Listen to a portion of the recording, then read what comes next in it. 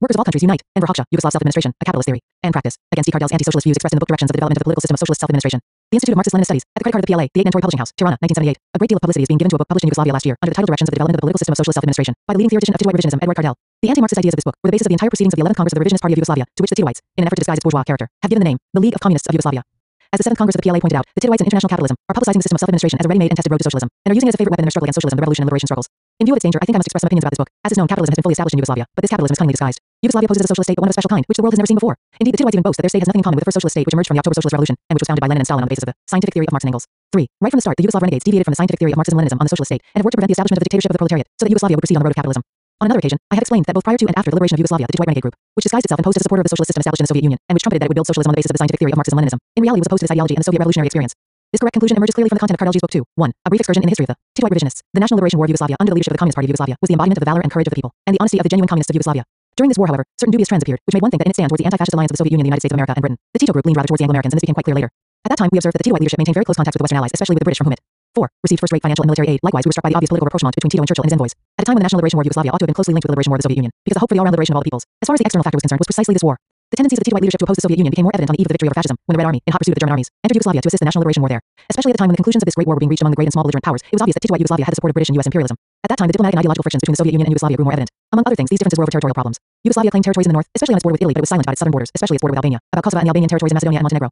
The Tito-Whites could not speak about them, because they would encroach upon the chauvinistic platform of the Serbian nationalists. Now it is common knowledge that the differences between the Yugoslav leadership and Stalin were deep-rooted.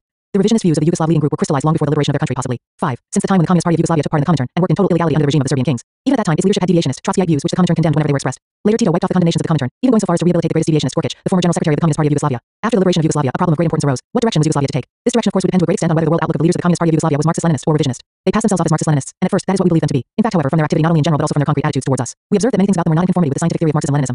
We saw that they were deviating as far as possible from the experience of the construction of socialism in the Soviet Union. The tendency of the Yugoslav leading group, headed by Tito, Kardel, Rankovic, Gilas, as was noticed as early as the time of their illegal activity, but especially after the liberation of Yugoslavia, was that the Communist Party of Yugoslavia should not come out openly under its own name, but should be disguised as it was under the cloak of the so-called Popular Front of Yugoslavia. This illegality was justified under the pre-6 text that otherwise they risked alarming and frightening the big and petty bourgeoisie of the city and countryside, which might abandon the new state power which had emerged from the revolution, and that the Anglo-American allies might be frightened by communism.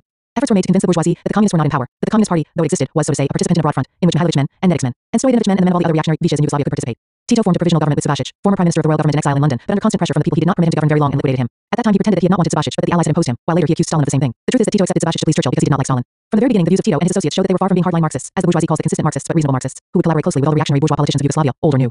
Although it posed as being illegal, the Communist Party of Yugoslavia operated legally, yet Rankovic and Tito did not give it the power and the leading role it should have had, because they were not for the construction of socialism in Yugoslavia. Tito and Rankovic distorted the Marx 7. Leninist norms of the structure and the role of the party. The Communist Party of Yugoslavia, from the very beginning, was not built on the basis and the teachings of Marxism-Leninism.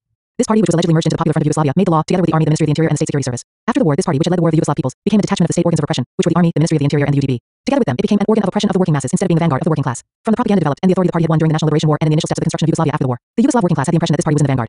In reality, it was not the vanguard of the working class, but of a new bourgeois class that had begun to assert itself. That relied strongly on the prestige of the National Liberation War of the peoples of Yugoslavia for its own counter-revolutionary aims, while it obscured the perspectives of the construction of the new society. Such a degenerate party was bound to lead Tito-White Yugoslavia onto anti-Marxist paths. The anti-Marxist course of the Yugoslav Tito-Whites of the Tito Kardel-Rankovic group came into open opposition, as it could not fail to do, to Marxism-Leninism, the Communist parties, the Soviet Union, Stalin, and all the countries of people's democracy which were created after. 8. The Second World War. Of course, this clash developed gradually till the critical moment came when the chaff was sorted from the wheat. It is an incontestable fact that the peoples of Yugoslavia fought. Yugoslavia made great sacrifices, just as Albania did. The anti-Marxist Yugoslav leaders misused this fight for their own ends. For public opinion at home and abroad, they also exploited the high assessment which the Soviet Union made of Yugoslavia, in which that country was described as an important ally on the Marxist-Leninist road to socialism. Before long, in their relations with the newly created states of people's democracy, the Tito-Whites were displaying tendencies to domination, expansion, and hegemony, which were apparent everywhere, but more especially in their relations with our country. As we know, they sought to impose their anti-Marxist political, ideological, organizational, and state views on us. They went so far as to make despicable attempts to transform Albania into a republic of Yugoslavia. In this disgraceful but unsuccessful enterprise, the Tito-Whites encountered our determined opposition. At first, our resistance was uncrystallized, because we did not suspect that the Yugoslav leadership had set out on the capitalist and revisionist road. But after some years, when its hegemonic and expansionist tendencies were clearly displayed, we opposed it sternly and unreservedly. The Tito-Whites tried to impose their will on us by resorting to the most varied kinds of pressure and blackmail. To this end, they also organized the KOCI-XOX conspiracy. They pursued the same imperialist practice towards other countries too, like Bulgaria, Hungary, and Czechoslovakia. Al. 9. Though not to the same extent, all these ugly acts clearly show that Yugoslavia was not advancing on the road to socialism, but had become a tool in the service of world capitalism. With each passing day, it was becoming clearer that a socialist society of the Leninist type was not being built in Yugoslavia, but that capitalism was developing instead. Meanwhile, the steps taken on this capitalist road were disguised with the alleged quest for a new specific form of socialism. Precisely for this purpose, the Yugoslav revisionist leadership with Tito, Kardel, and Rankovic at the head, in an effort to somehow justify their betrayal theoretically, borrowed the most varied ideas from the arsenal of the old revisionists, and in this way strengthened their fascist-type state with every possible means. The army, the Ministry of the Interior, and the UDB became all-powerful, though it was establishing capitalism. The Yugoslav revisionist leadership tried to create the opinion among the masses of the people that the war aims were not being betrayed in Yugoslavia, that a state with a socialist orientation existed there in the leadership of which was a communist party that defended Marxism, and allegedly precisely because of this it had come into opposition with the Soviet Union, Stalin, the communist parties, and the countries of people's democracy. To protect their positions, badly shaken as a result of their exposure before internal public opinion and in the international communist and workers' movement, the Tito-Whites, in continuation of their deceptive policy, proclaimed that they would take serious actions for the construction 10. Of socialism in the countryside, for the collectivization of agriculture according to Leninist principles, and therefore they formed the so-called Zadrugas. As for the seriousness of the intentions of the Tito-White renegades about the construction of socialism in the countryside, it is enough to recall that the Zadrugas collapsed before they were properly established, and now no trace remains of the collectivization of the Yugoslav countryside. Up till 1948, when the final rupture came between the Soviet Union, the countries of people's democracy, and the international communist movement on the one hand, and Yugoslavia on the other, the latter was still in the initial phase of chaotic capitalism, in a state of political, ideological, economic disorganization, in an extremely grave situation. This impelled the Tito Kardelj Group to act more openly, to link itself more closely with world capitalism, especially U.S. imperialism, in order to maintain its power and to change the situation to its advantage. After 1948, immersed in a grave political, ideological, and economic crisis, Yugoslavia found itself at the crossroads because of the anti-Marxist deviation of its leadership. The Titoite renegades were, so to say, wanting to sit on two chairs. They wanted to sit on the chair of Marxism-Leninism merely for the sake of appearances, only for form's sake, while on the other, the capitalist revisionist chair, they wanted to plant themselves firmly. But in order to achieve this aim, a certain amount of time would be necessary. The period from 1948 onwards was very troubled by grave crises, confusion, and chaos. The Tito Kardelj Group faced the 11. Question: how to hang on to power and crush any resistance of the proletariat and the peoples of Yugoslavia who had fought for socialism in friendship and complete unity with the Soviet Union and the countries of peoples. Democracy? With this aim in view, the Yugoslav revisionists worked in the first place. Any trace of Marxism-Leninism left in their party, in order to transform it into an instrument of their bourgeois revisionist ideology and policy, to divest it of any leading function, while converting the working class into an inert mass which must not be given the possibility of seeing their betrayal and acting against it as the decisive political force of the revolution. The norms of democratic centralism in the party were violated. The party was made subordinate to the UDB, which was used as a means to suppress all the elements who were not in favor of their retrogressive anti-Marxist turn. The party was purged of all those who were loyal to socialism, though it appeared to retain some norms of elections, meetings, and conferences. In reality, its bureaucratic leadership concentrated all power in this allegedly Marxist-Leninist party in its own hands, and transformed it into a simple tool implementing its orders and those of the State Security Service. Thus, the Communist Party of Yugoslavia was radically transformed and lost all the features of the vanguard party of the working class, the leading political force of society. This was a great victory for capitalism, for the foreign and local bourgeoisie. In order to maintain their domination, the Titoite renegades had to quietly liquidate the state which had emerged from the national lie. 12. Duration war and to build another state of ferocious fascist dictatorship. In other words, the Tito Kardelj leading group undertook the liquidation of all Marxist-Leninist features of the revolution and set out, in quest of allegedly new socialist roads which were capitalist in fact, in the economy, internal and foreign policy, education and culture, and in all sectors of life. In this situation, the state security organs and the Yugoslav army became the favorite savage weapon in the hands of this handful of renegades, which meted out draconian punishment to anyone who dared denounce the betrayal. The mass persecutions and killings of all sound Marxist-Leninist elements began. The dreadful concentration camps, one of which was that of Galai Otok, were crammed with prisoners and internees. At that time, Yugoslavia's economy was in very bad shape because of the war devastations, the confused policy of the Yugoslav leadership, and because, after the breaking off of all relations with the Soviet Union, Yugoslavia no longer received the considerable aid it had received in the first years after liberation, as well as because it could no longer plunder the other countries of people's democracy like Albania, through the joint company set up on an unfair basis which benefited only one side, Yugoslavia. Certainly, the Yugoslav renegades could not get out of the crisis through terrorism alone. As a long-standing agency of world capitalism, they turned immediately in that direction for aid, and U.S. imperialism in particular was ready to give Tito and Co. all the aid and support they needed to save their skins and to make them an import. 13. To tool in its fight against socialism, the revolution and liberation movements, the imperialist powers had been waiting impatiently for such turn because they had been prepared for this since the time of the war. Therefore, they did not fail to give them major economic aid, and also gave them strong political ideological support. They even supplied them with various weapons and military equipment, and linked them with NATO through the Balkan Pact. In the first period, Yugoslavia was aided by capital investments from foreign companies, especially in industry and agriculture. In the field of industry, where U.S. imperialism showed itself particularly generous, its aid enabled work to begin for the reconstruction of the old existing factories, so that these could be made more or less operational, and their production could suffice to keep the bourgeois revisionist regime, which was being crystallized and which had turned its face towards world capitalism, on its feet. The Titoite regime also had to liquidate that half-baked system of collectivization of agriculture which had been set up in a number of peasant economies, and to create a new system in which the kulaks and the big landed proprietors would be favored again. Forms and means were found for the redistribution of the land, under which the old kulaks were re-established without causing great upheavals in the country. The state adopted a series of capitalist measures, such as the breaking up of the machine and tractor stations, and the sale of their equipment to the rich peasantry which could afford to buy them, and the imposition of heavy taxes on the peasants. 14. The state farms, likewise, were transformed into capitalist enterprises in which foreign capital also was invested, etc. The local merchants and industrialists, to whom major concessions were made, benefited greatly from the foreign capital invested. These measures proved beyond any doubt that the socialism which was being built in Yugoslavia was nothing other than the road of integration into capitalism. Thus, the ground was prepared for the penetration of foreign capital on an ever larger scale into a political, ideological, and organizational environment very suitable to world capitalism, which, by aiding the Titoite regime, would use it as a bridgehead for its penetration into the other countries of people's democracy. This political, ideological, and economic orientation of Titoite Yugoslavia towards capitalism made the class struggle there take another direction, and develop no longer as a motive force of the socialist society, but as a motive force in the struggle among opposing classes, as is the case with any capitalist state where the dictatorship of the bourgeoisie prevails. The Titoite bourgeois revisionist state spearheaded the class struggle in Yugoslavia against the progressive elements of the working class, against the communists who resisted the course of betrayal. Democratic centralism was soon liquidated also in the field of the economic and state administration. It is true that in Yugoslavia some factories had been nationalized, the foreign trade had been proclaimed state monopoly, and it was alleged that the principle of democratic centralism was implemented in the organization. And 15. Activity of the state and the party. But these measures of a seemingly revolutionary character were neither complete nor consistent. The centralism in Yugoslavia did not have the true Leninist meaning that the entire economic and political life of the society should be carried on by combining the centralized leadership with the creative initiative of the local organs and the working masses, but was intended to create a dictatorial force of the fascist type, which would be in a position to impose the will of the regime and power on the peoples of Yugoslavia from above. With the passage of a few years, these initial measures, which were advertised as allegedly socialist tendencies, took a clearly anti-Marxist, counter-revolutionary direction. The entire state organization and state activity in the economic field assumed capitalist features, in open opposition to the fundamental experience of the construction of socialism in the Soviet Union of Lenin and Stalin. In the years following immediately after 1948, we can say that the principle of centralism was implemented in the activity of the Yugoslav state, because the Federation of Yugoslavia had very heavy and difficult burdens which, decentralized, it could not carry with success. The times were such that the preservation of centralism was required, because the Federation was made up of republics, each of them with different nationalist political currents which were seeking to break away from it. But that sort of centralism was bureaucratic centralism. The economic plans were decided from above without being discussed at the base. They were not well studied and were not designed to promote an harmonious development. 16. Of the various branches of the economy of the republics and regions of the Federation, the orders were arbitrary and were executed blindly. The products were procured by force. From this chaos, in which the initiative of the local organs of the party and state and the initiative of the working masses were nowhere to be seen, of course disagreements were bound to emerge as they did in fact, and they were suppressed with terror and bloodshed. Such a situation was encouraged by the capitalist states which had taken the Titoite regime under their wing in order to give Yugoslavia a capitalist orientation. Profiting from this state of affairs, the various imperialists were competing with each other in their efforts to get a tighter grip on this corrupt state, so that, together with the credits they provided, they could also impose their political, ideological, and organizational views. The foreign capitalists who supported the Titoite renegade group recognized clearly that this group would serve them, but they felt, after the turbulent and chaotic situation was overcome, that a more stable situation had to be created in Yugoslavia. Otherwise, they could not be sure about the security of the big investments they were making and which they were to increase in the future. In order to create the desired situation in favor of capitalism, it was necessary to bring about the decentralization of the management of the economy and the recognition and protection by law of the rights of the capitalists who were making large investments in the economy of the state. 17. The Titoite leadership understood clearly that world capitalism wanted Yugoslavia as a tool in its hands to be in the best possible position to deceive others. Consequently, it could not accept a bloodthirsty, openly fascist regime, which the anti-Marxists Tito Kardelj had established. For these reasons, in 1967, the Tito Kardelj group took measures and liquidated the Rankovic group, which was made responsible for all the evils of the Titoite rule up to that period. With the liquidation of Rankovic, the League of Communists of Yugoslavia did not emerge from the crisis into which it had entered. It continued to be treated according to the old Titoite views, the essence of which was that the League should keep up only its communist disguise, but never played a leading role in the state activity, the army, or in the economy. The Titoites had even changed their party's name, calling it the League of Communists, allegedly in order to give it an authentic Marxist name taken from the vocabulary of Karl Marx. The only officially recognized role of this so-called League of Communists was an educational one. But even this educational role was non-existent, because Yugoslav society, which was lulled to sleep with the propaganda of an allegedly Marxist-Leninist policy and ideology, in the cradle of the so-called Socialist League of Yugoslavia, was led astray on the capitalist road. Although it emerged from illegality, as a result of the capitalist decentralization, the Yugoslav revisionist party dissolved into that sort of ideological pluralism which later would be called the democratic system. The main aim was that, after the party had been transformed into 18, a bourgeois party, the capitalist features of the economic development of the country should be completely crystallized. Thus, suitable ground was prepared in Yugoslavia for the flourishing of anarcho-syndicalist theories, against which Marx, Engels, Lenin, and Stalin had fought. These were the conditions in which the pseudo-Marxist-Leninist theory on the political system of socialist self-administration, which Kardelj deals with in his book, was concocted. I have dwelt at some length on the historical side of the evolution of Yugoslavia on the revisionist road, not because these problems are unknown to us, but in order to bring out more clearly the falsity of the theoretical ideas of Kardel, who was Tito's collaborator in the great betrayal of the revolution and socialism, cannot adopt any position other than that which presents white as black and calls capitalism socialism. Now, seeing the inglorious past to which they have brought their country, these renegades are trying to find theoretical justifications for the chaotic situation of which they are the authors. This also explains Kardel's obscure ideas. The Yugoslav reality is chaotic, and all the theorizing about it is confused. It cannot be otherwise. Economy. The theory and practice of Yugoslav self-administration is an outright denial of the teachings of Marxism-Leninism and the universal laws on the construction of socialism.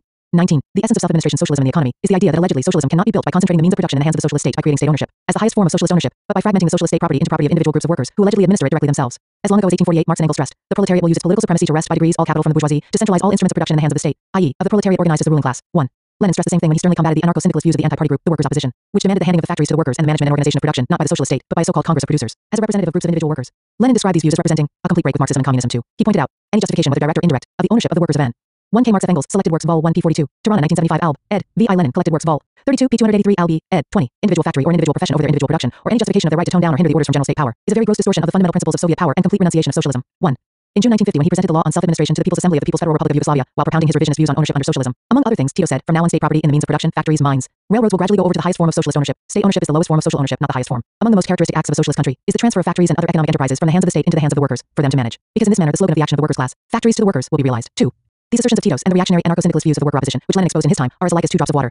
They are also closely similar to the views of Proudhon, who in his work The Theory of Property claimed that the spawn, V. I. Lenin, on democratization and the socialist character of the Soviet power, two factories to the workers, Pristina 1951 pp. 37, 19 21, tanious product of a collective unit, can be considered as the triumph of freedom, and is the greatest revolutionary force which exists and can be opposed to the state. Or, here's what one of the chiefs of the Second International, Otto Bauer, said in his book, The Road to Socialism. Who then will lead socialized industry in the future? The government? No. If the government were to run all the branches of industry without exception, it would become extremely powerful over the people and the national representative body. Such an increase of government power would be dangerous to democracy. 1. In unity with Tito's views, E. Kardel also stresses in his book, our society is compelled to act in this manner since it has decided on self-government and the self-governing socialization of the social property, and against the perpetuation of the state-owned form of the socialist relations of production. P. 66. This means that the system of private property has been established in Yugoslavia, and state socialist property, the property of the entire people, does not exist. Quite the opposite happens in our country, where this common socialist property is managed by the state of the dictatorship of the proletariat with the participation of the working class and the masses of working people in direct centra. 1 Otto Bauer, The Road to Socialism, Paris, 1919, p. 18. Its Albanian translation by the Pristina Publishing Board. In 1977, note by the 8 Nentori Publishing House, Tirana. 22. Lies forms which are planned from below and orientated from above. The course of the decentralization of the means of production according to the anarcho-syndicalist ideas of worker self-administration is, in essence, nothing other than a refined way to preserve and consolidate capitalist private ownership over the means of production, although in a form disguised as property administered by groups of workers. In fact, all the confused and obscure terms invented by the theoretician Kardel in his book, such as fundamental organizations of United Labor, complex organizations of United Labor, workers' councils of the fundamental or complex organizations of United Labor, self-administration communities of interest, etc., which have even been written into the law of the Yugoslav capitalist state, are nothing but a glossy facade behind which is hidden the stripping of the working class of its right to ownership over the means of production, its savage exploitation by the bourgeoisie. This kind of private property exists in Yugoslavia not only in a disguised form but also in its open form both in town and countryside. This too is admitted by E. Kardel in his book when he says, in our society such rights as the right of personal property or within given limits also of private property have special importance. P. 177. Kardel tries in vain to mitigate the negative effect which the open acceptance of the right to private property might have even in the form of small-scale production, which, as Lenin says, gives birth to capitalism every day. 23. And every hour. The Yugoslav revisionists have issued special laws to encourage the private economy, laws which recognize the citizens' right to found enterprises and to hire labor. The Yugoslav constitution says expressly, private owners have the same socio-economic position, the same rights and obligations as the working people in the socio-economic organizations. Small private property reigns supreme in the Yugoslav agriculture and occupies nearly 90% of the arable land. 9 million ha of land belong to the private sector, whereas over 10% or 1.15 million ha belong to the monopoly capitalists, or the so-called social sector. Over 5 million peasants in Yugoslavia are engaged in working privately owned land. The Yugoslav countryside has never embarked on the road of genuine socialist transformations. Regarding the situation, Kardel has not one word to say in his book, and he avoids dealing with the problem of how his self-administration system is extended to agriculture. However, if he pretends that socialism is being built through the system, then how is it possible that he should have forgotten about building socialism in agriculture too, which accounts for nearly half the economy? The Marxist-Leninist theory teaches us that socialism is built both in the city and in the countryside, not on the basis of state capitalist ownership, the ownership allegedly administered by workers' groups, or of private ownership in its open form, but only on the basis of socialist social ownership over the means of production. In Yugoslavia, ownership of 10 to 25 hectares of 24 land as private property is permitted, but the Yugoslav law which permits the buying and selling, renting and mortgaging of land, the buying and selling of agricultural machinery, and hired labor in agriculture, has also created the possibilities for the new bourgeois class of the countryside, the kulaks, to add to the area of their land, means of work and implements, tractors and trucks, at the expense of the poor peasants and consequently, to step up and intensify their capitalist exploitation. Capitalist relations of production are so deeply entrenched in the Yugoslav economy that even the capitalists from foreign firms have now a free field of action in making investments and, together with the local bourgeoisie, exploiting the local working class and the other masses of working people in Yugoslavia. The Yugoslav system of self-administration can fairly be described as a state of the cooperation of Yugoslav capitalism with US capitalism and other capitalists. They are partners sharing Yugoslavia's assets in everything, in factories, means of communication, hotels, housing, down to the living people. If the Yugoslav economy has made some steps forward in its development, this is in no way due to the system of self-administration, as the two white revisionists try to make out. Large amounts of capital from the capitalist world, in the form of investments, credits, and aid, have been poured into Yugoslavia, and this constitutes a considerable part of the material base of the Yugoslav capitalist revisionist system. The loans. V. Vasic, The Economic Policy of Yugoslavia. Pristina University Press, 1970. 25. It has received an amount of over $11 billion. From the United States of America alone, Yugoslavia has received over $7 billion in credits. It is not without a purpose that the international bourgeoisie has propped up the Yugoslav socialist self-administration system with such material and financial base. The crutches supplied by Western capital have kept the system on its feet as a model of the preservation of the capitalist order under pseudo-socialist labels. With their investments, foreign capitalists have built numerous industrial projects in Yugoslavia which turn out products ranging from the highest to the lowest quality. Most of the best products are of course sold abroad, and only a fraction of them are marketed within the country. Although there is great capitalist overproduction abroad, and all the markets there are monopolized by the same capitalists who have invested in Yugoslavia nevertheless. They sell the best Yugoslav goods precisely on these markets for fabulous profits, because labor power in Yugoslavia is cheap. Products are turned out at a lower cost in comparison with the capitalist countries, in which the trade unions to some extent play a certain role in pressing the workers' demands against capital. The multinational companies which operate in Yugoslavia too get the best products which the factories in Yugoslavia produce. However, on top of the profit they extract in this way, the foreign capitalist investors also squeeze out other profits from the interest on the capital they have invested in Yugoslavia. These profits are often taken in the form of raw material or processed goods. In his book, The Demagogue, Kardel has A26 great deal to say about the self-administration system, but he maintains total silence about the presence and very major role of foreign capital in keeping the self-administration system on its feet. In the bourgeois country, says Kardel, the real power is found and manifested first of all in the relationships of the state executive power with the political cartels outside parliament, parallel with the growth of the prerogatives of the extra-parliamentary internal power. Kardel continues. There is a new phenomenon characteristic of contemporary social relations in the highly developed capitalist countries, the creation of the international or worldwide extra-parliamentary power. P54. With this, Kardel seeks to prove that the Yugoslav self-administration has allegedly escaped from such a situation, whereas, as we explained in the foregoing, the reality presents quite another picture. The Yugoslav self-administration is a Yugoslav and foreign capitalist joint administration. The foreign capitalists, that is, the companies, concerns, and those who have made investments in Yugoslavia, determine the policy and the all-round development of Yugoslavia just as much as the Yugoslav state power itself. In fact, the so-called self-administration enterprises, whether big or small, are compelled to take account of the foreign investor. This investor has his own laws which he has imposed on the Yugoslav state, has his own direct representatives in these joint companies, and has his own representatives of influence in the federation. In fact, directly or indirectly, the investor imposes his will on the federation, the joint, 27, enterprise or company. This is precisely what self-administration is designed to conceal. Such is the camouflage, the tour de passe as the French say, which Cardell has to perform to prove the absurdity that Yugoslav self-administration is genuine socialism. But what he endeavors to deny in his book is being proved every day with many facts by the Western press, indeed even by the Yugoslav news agency Tanjug, which on the 16th of August this year announced new regulations issued by the federal executive dealing with foreign investments in Yugoslavia. Under these regulations, the rights of foreign capitalist investors in Yugoslavia are extended even further. Under this law, the above agency stresses the foreign partners, on the basis of the agreements concluded between them and the organizations of socialized labor of this country, can make investments in currency, equipment, semi-finished products, and technology. Foreign investors have the same rights as the local organizations of socialized labor which invest their means in some other organization of United Labor. Further on, Tanjug stresses, under this set of regulations, greater interest on the part of foreigners is anticipated because it guarantees the security of the joint economic activity on a long-term basis. Besides this, there is now practically no field in which foreigners cannot invest their means, with the exception of social insurance, internal trade, and social activities. The country could not be sold to foreign. Conjuring trick. 28. Capital more completely than this. And after this purely capitalist reality, the communist Cardell has the temerity to claim, our society has assumed a much stronger socio-economic content and structure of its own which arises from the socialist and self-administrative relations of production, which make possible and ensure that our society will develop more and more in a free, independent, and self-governing manner. pp. 7-8. This is the form typical of capitalist enterprises, where in fact it is the capitalist who rules, surrounded by a large number of officials and technicians who know the situation about the production and organize its distribution. Naturally, the bulk of the profits goes to the capitalist who owns the capitalist enterprise, that is, he appropriates the surplus value. Under the Yugoslav self-administration, a large part of the surplus value is appropriated by the officials, the directors of the enterprises, and the engineering, technical staff, while the lion's share goes to the Federation or the Republic, in order to pay the fat salaries of the horde of officials of the central apparatus of the Federation or the Republic. Funds are needed also to maintain the Tito-White dictatorship, the army, the Ministry of the Interior, and the State Security Service, the Foreign Ministry, etc., which are in the hands of the Federation and which are constantly inflated and extended. In this federal state, a huge bureaucracy of non-producing officials and leaders, who are paid very high salaries from the sweat and toil of the workers and peasants, has developed. Apart from this, a considerable part of the income is set aside for the foreign capital. 29. He is who has made investments in these enterprises and has his own representative on the administrative council, or on the workers' council, that is, he participates in the leadership of the enterprise. Thus, under the system called self-administration socialism, the workers find themselves under continuous total exploitation. The machinery of the workers' councils and self-administration committees with their commissions has been devised by the revisionists of Belgrade, simply to create the illusion among the workers that by being elected to, by taking part in speaking in these organs, it is allegedly they who decide the affairs of the enterprise, of their property. According to Cardell, in the fundamental organization of United Labor, the workers run the activity of the organization of United Labor and the means of social reproduction, decide on all the forms of uniting and coordinating their own work and means, as well as on all the income they make with their United Labor, and divide the income for personal, joint, and general consumption in accord with the basis and criteria laid down, on the basis of self-administration, p. 160, etc. etc. All this is just a tale, because in the conditions when bourgeois democracy is ruling in Yugoslavia, no genuine freedom of thought and action exists there for the workers. The freedom of action in the self-administration enterprises is false. In Yugoslavia, the worker does not run things, nor does he enjoy those rights which the ideologist Cardell proclaims so pompously. In order to show that he is a realist and opposed to the injustices of his regime, Tito himself, 30, admitted recently in the speech he delivered at the meeting of leading activists of Slovenia that self-administration does not stop those who work badly from increasing their incomes at the expense of those who work well, while the directors of the factories who are to blame for the losses incurred can dodge their responsibility by taking responsible positions in other factories without fear that somebody may reprimand them for these offenses they commit.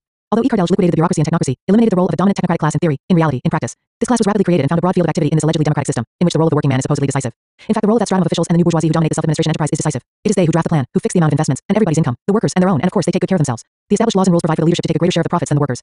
In Yugoslavia, this narrow stratum of people, fattened on the workers' sweat and toil, who take decisions in their own interests, turned into a capitalist class. This is how the political monopoly and decision-making and division of income by the elite and enterprises of socialist self-administration was created.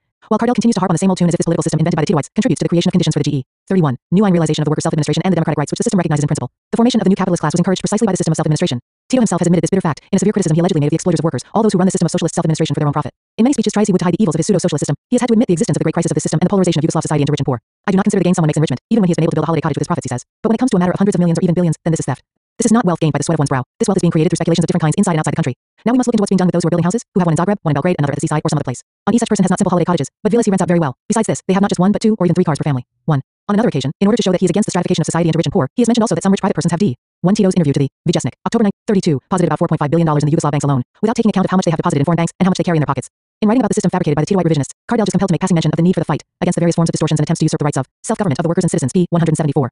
But again, he seeks a way out of these misuses within the system of self-administration by extending the respective mechanism of democratic social control, p. 178. Here the question arises, to what class is Cardell referring when he speaks about the usurpation of the workers' right to self-government? Of course, though he does not say so, here he is referring to the old and new bourgeois class which has usurped the power of the working class and is riding on its back and exploiting it to the bone. Cardell tries in vain to present the workers' councils, the fundamental organizations of United Labor, etc., etc., as the most authentic expression of democracy and the freedom of man in all social fields. The workers' councils are nothing but entirely formal organs, defenders and implementers, not of workers' interests, but of the will of the directors of enterprises, because, being materially, politically, and ideologically corrupted, these councils have become part of the worker aristocracy and worker bureaucracy, agencies to mislead and to create false illusions among the working class. 33. The Yugoslav reality speaks clearly about lack of genuine democracy for the masses. It could not be otherwise. Lenin stressed. Industrial democracy is a term that lends itself to misinterpretations. It may be read as e-repudiation of dictatorship and individual authority. It may be read as a suspension of ordinary democracy or as a means for evading it. 1. There cannot be socialist democracy for the working class without its state of dictatorship of the proletariat. Marxism-Leninism teaches us that negation of the state of the dictatorship of the proletariat is negation of democracy for the masses of working people. The negation by the Yugoslav revisionists of the state of the dictatorship of the proletariat and the socialist social property on which it is based has led them to a decentralized management of the economy without a unified state plan. The development of the national economy on the basis of a unified state plan and its management by the socialist state on the basis of the principle of democratic centralism is one of the universal laws and fundamental principles of the construction of socialism in every country. Otherwise, capitalism is built, as in Yugoslavia. Cardell claims that in their self-administration organizations, the workers have the right to govern the work and the activity of the organization of United Labor. P. 160. That is, of the enterprises. Hence, they can also. V. I. Lenin, Collected Works, Vol. 32, p. 80, Alb. ed. 34. Allegedly planned production. But what is the truth? The worker in these organizations neither runs the enterprise nor constructs that so-called plan at the base. These things are done by the new bourgeoisie, the leadership of the enterprise, while the workers are given the impression that the workers' council supposedly make the law in the self-administration organization. This happens in the capitalist countries too, where the power of the private enterprise is in the hands of the capitalist who has his own technocracy, the technocrats who run the enterprise. While in some countries there are also the workers' representatives with a negligible function, just enough to create the illusion among the workers that they too allegedly take part in running the affairs of the enterprise. But this is a lie. The so-called planning which is done in the Yugoslav self-administration enterprises cannot be called socialist. On the contrary, being carried out according to the example of all capitalist enterprises, it leads to the same consequences which exist in every capitalist economy, such as anarchy of production, spontaneity, and a series of other contradictions which manifest themselves in the most overt and savage manner in the Yugoslav economy and market. The free exchange of labor through the production of commodities and the free self-governing market, emphasis ours at the present level of the socio-economic development, writes Cardell, is a condition toward self-government. This market is free in the sense that the self-governing organizations of United Labor freely and with the minimum administrative in. 35. Prevention. Enter into relations of the free exchange of labor. The suspension of such freedom is bound to lead to the regeneration of the state property monopoly of the state apparatus. P. 95. There could be no more flagrant denial than this of the teachings of Lenin, who wrote, "We must foster proper trade, which is one that does not evade state control, for a free market is development of capitalism." 1. Emphasis ours. From the political economy of socialism, it is known that, under socialism, trade, like all other processes of social reproduction, is a process which is planned and directed in a centralized manner, which is based on the socialist social ownership of the means of production, and itself is a constituent part of the socialist relations of production. However, to the revisionist Cardell, these teachings are quite alien, and this results from his denial of the economic role of the socialist state and socialist property. The Yugoslav home market is a typical decentralized capitalist market where the means of production are freely sold and purchased by anyone, a thing which is contrary to the laws of socialism. For these reasons, Tanjug is forced to admit that entrepreneurs, middlemen, and speculators dominate all Yugoslav trade. Chaos, spontaneity, catastrophic fluctuations of prices. V.I. Lenin, Collected Works, Vol. 32, pp. 426-413, Alb. ed. 36, etc. prevail in the market, according to data from the Yugoslav Federal Institute of Statistics. Prices for 45 main products and social services increased 149.7% in the period from 1972 to 1977 in Yugoslavia. In regard to sales of commodities inside the country, purchasing power is very weak in Yugoslavia because of the low wages of the workers, and also because, in the final balance of enterprises, there is not much left to be distributed among the workers. The enterprise wants to sell its products anywhere it can and in an independent manner because the principal leaders, that is, the bosses, the new bourgeoisie, want to create profits. But where can they create the profits they want when the buyer is poor? Therefore, they have contrived new forms, one of which is the sale of goods on time payment. The selling of goods turned out in these self-administration enterprises on time payment is another chain around the necks of the Yugoslav workers. Just as the workers of the capitalist countries are chained by the same capitalist system, which in Yugoslavia is called socialist self-administration. Similar features also characterize Yugoslav foreign trade, in which no state monopoly exists. Depending on the wishes of its owners, every enterprise can conclude contracts and agreements with any firm, multinational company or foreign state to buy or sell raw materials and machinery, finished products, technological means, etc. This anti-Marxist policy also has had its influence on the Yugoslav state becoming a vassal of world capital, on its deep involvement in the economic and financial crisis which has. 37. The entire capitalist revisionist world in its grip, a crisis which is also manifested in other fields. As a diehard revisionist, E. Kardelj also denies the role of the socialist state in other fields, such as financial relations and other activities of various character. He writes, relations in the fields on which the self-governing communities of interest are founded are realized according to regulations, without the intervention of the state, that is, without the intermediary of the budget and other administrative fiscal measures. P. 167. In Yugoslavia, just as in the other capitalist countries, the system of the provision of credits by the banks, instead of the budgetary financing of investments for the development of the productive forces and other activities, has assumed very widespread proportions. The banks have become centers of financial capital, and it is precisely these that play a very important role in the Yugoslav economy in the interest of the new revisionist bourgeoisie. Thus, an anarcho-syndicalist system has been established in Yugoslavia, and this has been named socialist self-administration. What has this socialist self-administration brought to Yugoslavia? Every kind of evil, anarchy in production in the first place. Nothing is stable there. Each enterprise throws its products on the market and capitalist competition takes place because there is no coordination, since it is not the socialist economy which guides production. Each enterprise goes it alone, competing against the other in order to ensure raw materials markets and everything else. Many enterprises are closing down because of lack of raw materials. The huge 38. Deficits created by this chaotic capitalist development, the buildup of stocks of unsold goods due to the lack of purchasing power and the saturation of the market with outdated goods. Yugoslavia's handicraft services are in a very serious state. Referring to this problem at the meeting of Slovenia's leading activists, Tito could not hide the fact that today you have to sweat a good deal to find, for example, a joiner or some other craftsman to repair something for you, and even when you find him, you are fleeced so blatantly that it makes your hair stand on end. Regardless of the previously mentioned fact that some of the modern combines turn out good quality products, a difficult situation is created for Yugoslavia because it has to find a market for the sale of these commodities. Because of these difficulties, Yugoslavia's balance of foreign trade is passive. In just the first 5 months of this year, the deficit was $2 billion. At the 11th Congress of the League of Communists of Yugoslavia, Tito declared, the deficit with the Western market has become almost intolerable. Nearly 3 months after this Congress, he declared again in Slovenia, we have especially great difficulties in trade exchanges with the European common market member countries. There, the imbalance to our disadvantage is very great and constantly increasing. We must talk with them very seriously about this. Many of them promise us that these things will be put in order, that imports from Yugoslavia will increase. But up to now, we have had very little benefit from all this. Each is putting the blame on the other. And the deficit in foreign trade, which Tito does not mention in this speech of his, exceeded $4 billion. 39. Lion dollars in 1977. This is a catastrophe for Yugoslavia. The entire country is in the grip of an unending crisis, and the broad working masses live in poverty. Hundreds of thousands of Yugoslav workers are out of work, are being thrown into the street or emigrating abroad. Tito has not only acknowledged this economic immigration, this capitalist phenomenon, but has even recommended that IS should be developed. UN employment cannot exist in a socialist country, and the clearest example in this direction is Albania. Meanwhile, in the capitalist countries, among which Yugoslavia is of course included, unemployment exists and is developing everywhere. When Yugoslavia has over 1 million unemployed and over a million economic immigrants are selling their labor power in federal Germany, Belgium, France, etc. When the wealth of individuals occupying important posts either in the state administration or in enterprises and institutions is increasing rapidly, when the prices of consumer goods are mounting day by day, when the bankrupt enterprises and branches number thousands, the system of Yugoslav self-administration is proved to be a great fraud. And yet Kardelj has the temerity to write, in our conditions, socialist self-administration is the most direct form and expression of the struggle for the freedom of the working man, for the freedom of his labor and creativeness, for his decisive economic and political influence in society. P. 158. Going ever further in his bourgeois-type demagogy of stale phrases, Kardelj reaches such depth of deception as to say, with the consi. 40. Constitutional and legal guarantee of the workers' rights on the basis of their socialized labor in the past. Our society further extends the dimensions of real freedom for the workers and working people in the material relations of society. P. 162. And what does this apologist of the bourgeoisie have in mind when he talks of the extension of the dimensions of true freedom for the workers? Is it the freedom to be unemployed, the freedom to leave their families and homeland in order to sell the power of their muscles and minds to the capitalists of the Western world, or is it the freedom to pay taxes, to be discriminated against and savagely exploited by the old and the new Yugoslav bourgeoisie, as well as by the foreign bourgeoisie? 3. Self-administration and the anarchist. Views on the state, the national question in Yugoslavia. In Yugoslavia, organs of state power as genuine representatives of the people do not exist.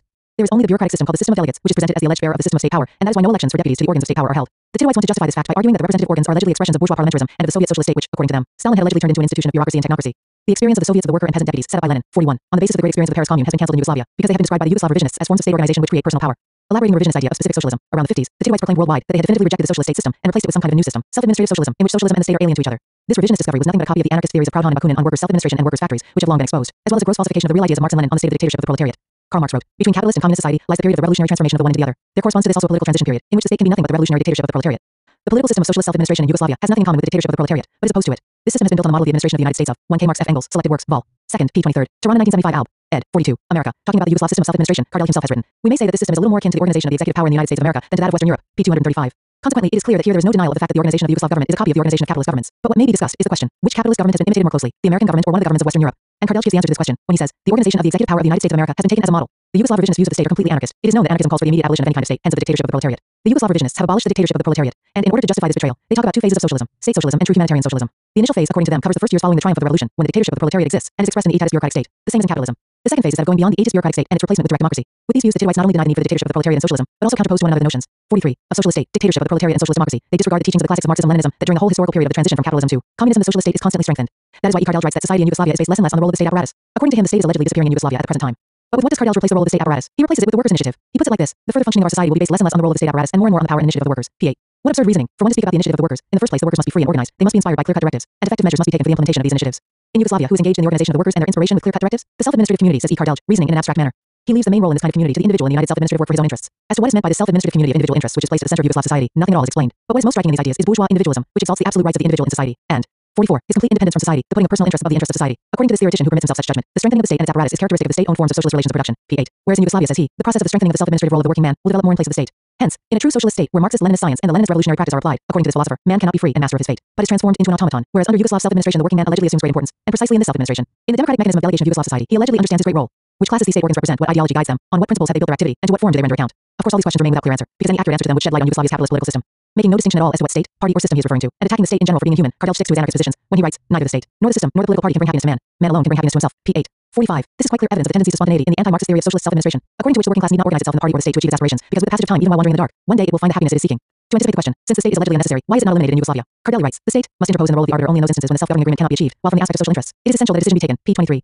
And to prove that allegedly the need for state arbitration to settle disagreements is seldom felt, he says, the free exchange of labor has an essential influence on reducing antagonisms between physical and mental work. In relations of this kind, mental work is no longer superior to physical work, but is only one of the components of the free united labor, and of the free exchange of different forms of the results of labor. P24. Upon reading these phrases, the question arises in everybody's mind, can it be the Yugoslav social order the author is referring to? Whenever were antagonisms between mental and physical work in Yugoslavia so reduced? The reality of developments in Yugoslavia proves the opposite. Between mental and physical work there are essential distinctions which cannot be reduced by words alone. It is astonishing that there should be talk about the reduction of antagonisms between mental and 46 physical work in the Yugoslav state when it is known that there are differentials between workers' wages and intellectual salaries alone, without mentioning other distinctions, have reached a ratio of 1 to 20 if not more.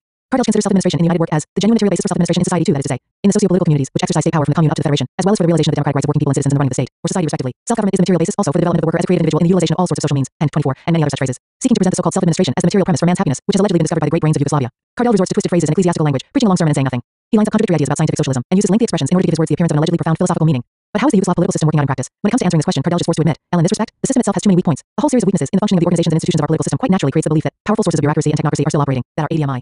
47. Administration is complicated, and that is why bureaucracy is rampant, that some organs and organizations are closed in on themselves, that there are many gaps and cases of duplication of work, that the forms of democratic communication between self-government and state organs on the entire social structure are weakly developed, that we hold many useless and unproductive meetings, that the meetings and decisions are frequently insufficiently prepared from the professional viewpoint, that in the fight for his rights the citizen often has difficulties in overcoming administrative obstacles, etc. P. 193. When the self-administration system has been overwhelmed by bureaucracy, when the state and administrative organs are closed in on themselves, take worthless decisions and shut out the citizens who want them to do something about their many troubles, then who, apart from the Tito clique, needs this system? How can the Yugoslav citizens govern themselves when they cannot overcome the administrative obstacles? Despite all the great desire of the devil not to show his cloven foot, despite all the reservations and efforts to round things off by the Titoite ideologists in order to cover up the ills of the system, still even from what he admits, the truth leaks out. Kardelj writes, both the structure of delegates assemblies and the way decisions are taken in them are so organized that, in principle, they ensure the leading role of the united labor in the whole system of taking state decisions. pp. 24-25.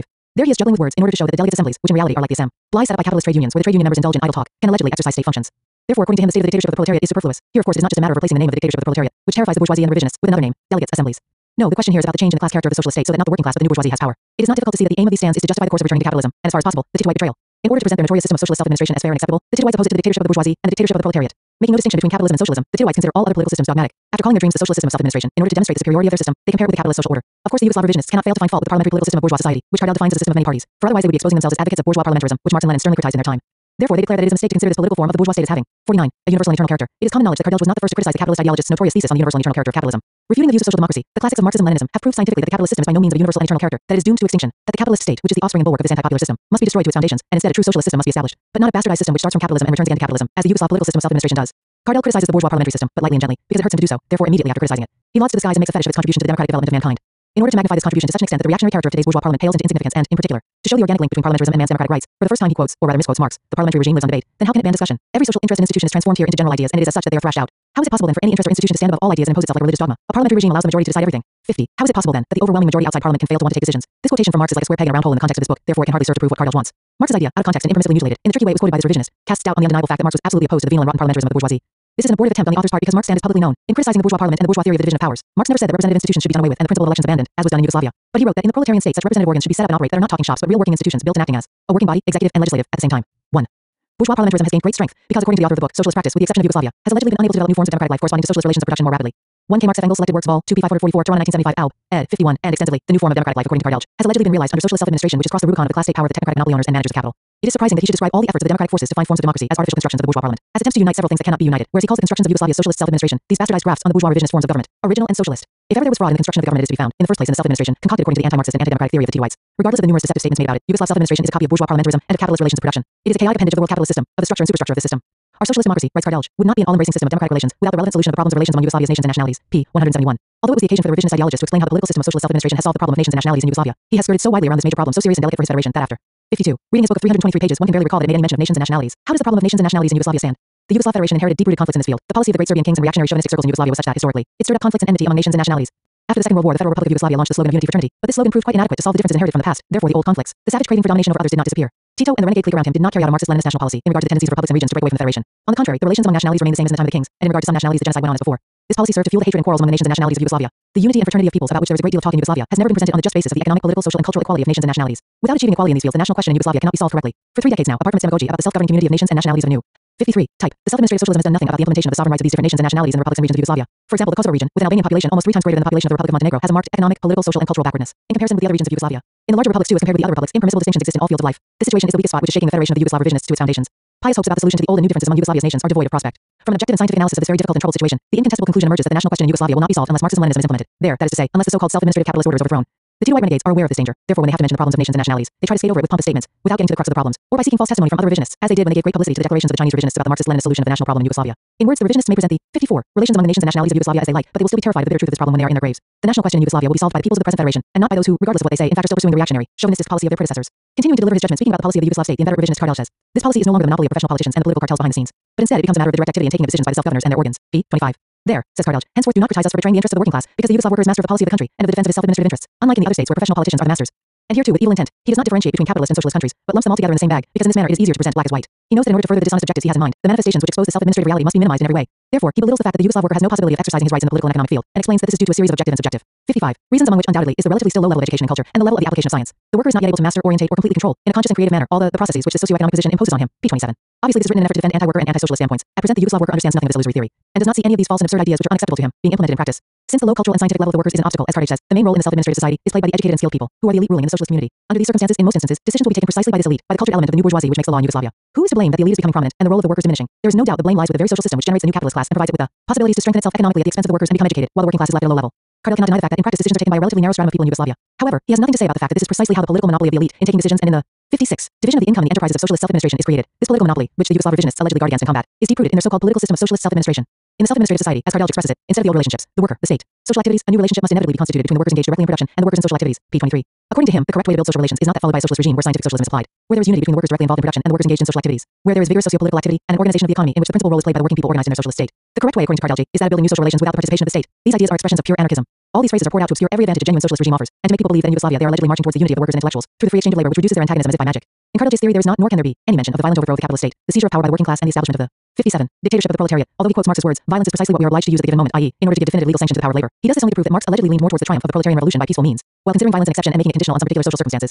And with such sophistry, Kardelj seeks to create the impression that the working class nowadays can achieve its historical interests not through the revolution, but in alliance with the various political parties of the capitalist countries. Kardelj has cunningly copied this quotation to pit Marx against Marx in regard to the possibility of the peaceful transition to socialism from his revisionist predecessors, against whom Lenin wrote. The reference to what Marx said about the possibility of peaceful transition to socialism is completely fallacious, or to put it bluntly, dishonest, in that it is juggling with quotations and references. Kardelj needs these falsifications in order to lend a hand to the Euro-communists, with whom he is in complete accord. The Italian, French, and Spanish revisionist parties have declared that they will allegedly achieve socialism through the development of bourgeois democracy and freedoms, through the force of number of votes in parliamentary elections. Accord vi Lenin, collected works vol. 28 p. 107 alb. ed. 58, into the Euro-communists. The ability of the working class will be expressed in to what extent it will gain the key positions in the structure of capitalist society and the state, as well as in the running of society. According to them, the transformation of the character of the relations of production from capitalist to self-administrative, or socialist, will become possible in this way. It is precisely on this issue that the Titwhite theory and the theory of Euro-communism are united. The Euro-communists are obliged to accept European bourgeois political pluralism and unity among bourgeois parties in order allegedly to be able to ensure many rights for the working class through reforms, and then go over to socialist society in this way. These aspirations of his friend Kardelj describe the structural changes which without fail must exert such an influence that the process develops and transforms both the position and role of the parliament itself. Kardelj's theory claims that in the crisis of the capitalist system, the communist parties of Western Europe, while preserving the parliamentary system, whose democratic achievements he says cannot be denied, must find an appropriate way to secure for the working class an alliance with the broadest democratic forces. Through this sort of alliance, according to revisionist logic, a more favorable democratic situation can be created in the parliamentary system, and in the long run, the parliamentary system will be transformed, though nobody knows how, into a decisive power of the people. This is the course Tetoism sets for the other revisionist parties to come to power on the peaceful road. In the bourgeois states, however, power is in 59. The hands of the capitalists, the national businesses and cartels and multinational companies. These forces of capital have the main keys to the management of the economy and the state firmly in their hands. They make the law and through a fraudulent democratic process appoint the government, which is under their orders and is presented as an official administrator of their assets. The bourgeoisie does not safeguard its power in order to hand it over to the Euro-communists, but in order to protect its class interests, even with bloodshed, if need be. To fail to see this reality which life is confirming every day means to close your eyes and indulge in daydreaming. If the Euro-communists do indeed succeed in gaining one or more positions in the bourgeois government, in reality they will go there as representatives of capitalism, just like the other bourgeois political parties, and not as representatives of the proletariat. The bourgeois pseudo-democracy, the parliament which allegedly chooses the government, is nothing but a puppet in the hands of the power of capital which operates behind the scenes and in various forms, dictates everything from outside. The various parties represented in parliament, as well as the trade unions which allegedly fight to defend the workers, give various nuances to these different forms of the real power exercised behind the scenes. In reality, all the bourgeois revisionist parties and trade unions in the capitalist state, regardless of the names they assume, are dependent on the owning class. Kardelj says the Euro-communists are right when they link their political struggle for socialism with defense of the institutions of pluralism, 60, of political forces, because, as he puts it, in the present situation of the countries of Western Europe, this is the only realistic road to the unity of the forces of the working class itself, as well as to linking it with the other people's democratic forces. This is the only thing which can essentially strengthen the social and political positions of the working class, i.e., make it capable of changing society, and not just of criticizing it. P41. Speaking about the links, solidarity, and unity of the League of Communists of Yugoslavia with the Euro-communists and all the other revisionist parties which, in one way or another in this or that form, defend capitalism and fight the revolution and true socialism, Kardelj says, we have reason to defend the parliamentary system and political pluralism when the reactionary forces of bourgeois society attack it. P61. This ideologist wants to say that the working class and the pseudo-communists of Western Europe are right to unite with the capitalist institutions, parliament, and the bourgeois government, because through this union and only in this way will the working class become capable of changing society. From the foregoing it comes out clearly that the Yugoslav self-administrative society is for the close alliance or fusion of capitalism and socialism, because the present-day capitalists allegedly have no objection to the building of a new society in which the working class will gain the ability to fully assume its democratic self-administrative rights. Hence it is not difficult to see that the author of the book recommends that there must be a transition from the consumer 61 society in which the technocrats have allegedly seized power to a self-administrative society in which the individuals are associated in common labor, and this transition can see called a triumph of socialism. There is nothing resembling genuine scientific socialism in these judgments and stands of inveterate renegades. As loyal servants of the capitalist bourgeoisie, the Titwhites deny the proletarian revolution and the class struggle with these things they are writing. In claiming that the consumer society can be transformed into socialism gradually without violent revolution, but by virtue of the Holy Spirit, they seek to disarm the proletariat and smash its Marxist-Leninist party. In the capitalist countries, reveals Kardelj, the executive power is linked with political forces which act and impose their policy from outside parliament. Here, again, Kardelj is saying nothing new, but simply repeating as his own observation that idea which Lenin expressed in his masterful exposure of the falsity of the bourgeois democracy. It is a fine thing to assimilate and repeat Lenin's ideas, but it is neither Lenin nor Leninism that concerns Mr. Kardelj. He is also afraid of the politicism and the political monopoly of Leninism, although it pleases him to politicize others and make them believe that under capitalism the executive power is really manipulated by forces outside the state organs, whereas in Yugoslavia, the presidency of the Socialist Federal Republic of Yugoslavia and the Federal Executive Council which constitutes the government have miraculously escaped this danger because they have allegedly divided their competences in a precise manner. p. 235. Apart. 62. From this, in Yugoslavia still according to Kardelj, the political strength is concentrated in the delegates assembly, and moreover, not just in this, but in its interconnection with the whole social structure. p. 235. In regard to its full powers and authority, this delegates assembly is reminiscent of the so-called councils of local self-government in the bourgeois countries, which Lenin has ridiculed, saying that they may be autonomous only in minor matters, may be independent only in tinkering with wash basins. It is said that under workers' self-administration, the delegates voice their opinions freely. Of course, in theory, not only the delegates, but also the workers have all rights, but in practice they enjoy none. In the political system of Yugoslav self-government, everything is decided from above and not from below. The protests of the Yugoslav workers against the enrichment and corruption of leading officials, they're coming out with demands for the elimination of economic and social distinctions, the abolition of private enterprises, checking political and moral corruption, protests against national discrimination, etc., are already well known. The book is full of very long phrases which, by wearying the reader, are intended to make him believe the abstract idea that socialist self-government exists in Yugoslavia, that workers' self-administration reigns there, at a time when the only keys the workers hold will open no doors. The keys to the govern. V. I. Lenin, Collected Works, Vol. 10 p. 366, Alb. Ed. 63. Men of the country are held by the new Yugoslav bourgeoisie which operates from rightist positions while disguising itself with leftist slogans. 4. The system of self-administration and the negation of the leading role of the party. The Yugoslav revisionists also maintain an anti-Marxist stand towards the leading role of the Communist Party in the construction of socialism. According to Kardelj's theory, the party must lead no economic or administrative activity. It can and should exercise its influence only through its educational activity among the workers, so that they understand the socialist system well. The negation of the role of the Communist Party in the construction of socialism and the reduction of this role to an ideological and orientating factor is in open opposition to Marxism-Leninism. The enemies of scientific socialism substantiate this thesis by arguing that leadership by the party is allegedly incompatible with the decisive role which should be played by the masses of producers who, they claim, should exercise their political influence directly, and not through the Communist Party because this would bring about bureaucratic despotism. Contrary to the anti-scientific theses of these enemies of communism, historical experience has shown that the undivided leading role of the revolutionary party of the working class in the struggle for socialism and communism is absolutely essential. As is known, leadership by the party is a question of vital importance for the fate of the revolution and the dictatorship of the proletariat. 64. It reflects a universal solution. Lenin says, law of the socialist revo, the dictatorship of the proletariat cannot be realized except through the Communist Party. The direct political influence of the working masses in socialist society is not in any way hampered by the Communist Party which represents the working class, whose interests do not run counter to the interests of the other working people. On the contrary, it is only under the leadership of the working class and its vanguard that the working masses participate broadly in governing the country and realizing their interests. In a genuinely socialist country such as Albania, the opinion of the working masses on important problems is directly solicited. There are countless examples of this from the discussion and approval of the constitution to the drafting of economic plans, etc. Etc. Bureaucratic despotism is a characteristic of the capitalist state, and it can never be attributed to the leading role of the party under the system of the dictatorship of the proletariat, which from its nature and class character is sternly anti-bureaucratic. Continuing the exposition of his revisionist views on the role of the party, Kardeljh writes that although it must fight for the key positions of state power to be in the hands of those subjectivist forces which are on the side of socialism and socialist self-administration, the League of Communists .c, and not be a class political party. V. I. Lenin, Collected Works, Vol. 32, p. 226, Alb. Ed. 65, p. 119. So that is the sort of the party the Yugoslav revisionists want. They do not want, and in reality do not have, a political party of the working class, but a bourgeois organization, a club which anybody may enter or leave when and how it pleases him, provided only he declares he is a communist without needing to be such. Of course, this is quite normal for such a party as the League of Communists of Yugoslavia, which has nothing communist about it. There has never been a classless party or state, nor there will ever be.